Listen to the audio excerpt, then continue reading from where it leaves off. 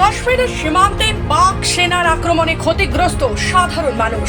Drone ও ক্ষেপণাস্ত্র হামলায় বহু মানুষের ঘরবাড়ি ভেঙে পড়েছে। কাছের মানুষকে হারিয়েছে একাধিক পরিবার। এই পরিস্থিতিতে কাশ্মীরের পুঞ্চ রাজৌরি এলাকায় ক্ষতিগ্রস্ত বাসিন্দাদের সঙ্গে দেখা করে তৃণমূলের প্রতিনিধি দল প্রত্যেক পরিবারকে পাশে থাকার বার্তা দেন তৃণমূল সাংসদেরা। সেখান থেকে ফিরে ভয়াবহ অভিজ্ঞতার কথা শোনালেন রাজ্যসভার সাংসদ মমতা বালা ঠাকুর। তিনি সরাসরি ভারত সরকারকে নিশানা করেন, বলেন কাশ্মীরের ঘটনায় ভারত সরকার ব্যর্থ। ওয়াকফ বোর্ডের ইস্যু ঘোরাতেই এই কাণ্ড পরিকল্পনা মাফিক ভাবে করা হয়েছে। আগে হিন্দু মুসলিমের মধ্যে কোনো ভেদাভেদ ছিল না। এত বছরে কোনো আমরা জানি না হিন্দু মুসলমান মানে কি, কিন্তু আজকে কেন হিন্দু মুসলমান করে আজকে এরকম করা হচ্ছে।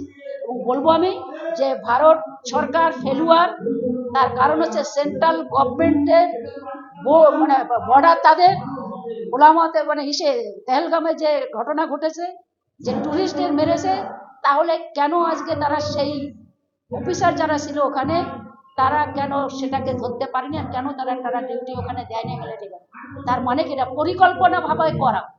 বলবো যে এই যে ওয়াকফ বোর্ড তাকে ঘুরিয়ে দেওয়ার জন্য মুভমেন্ট যাতে আন্দোলন শুরু হয়েছে, তাকে মুভমেন্ট করার মানে ঘুরিয়ে দেওয়ার জন্য আজকে এই কাজ করা। তিনি আরো বলেন কাশ্মীরের মানুষ আজও দুঃস্বপ্নের মধ্যে দিন কাটাচ্ছেন।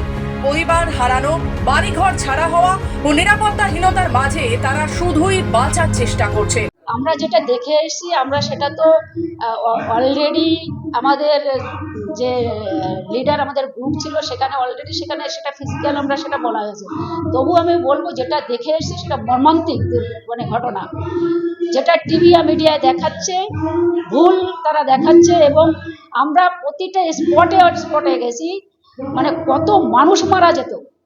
মানে যখনই মিসাইল ছুটছে আওয়াজ শুনছে তখন পট করে এক রুম থেকে অন্য রুমে যাচ্ছে, উপরে দেখে ছাদ নেই, শুধু লোহা আছে, কিছু উপরে কিছুই নেই।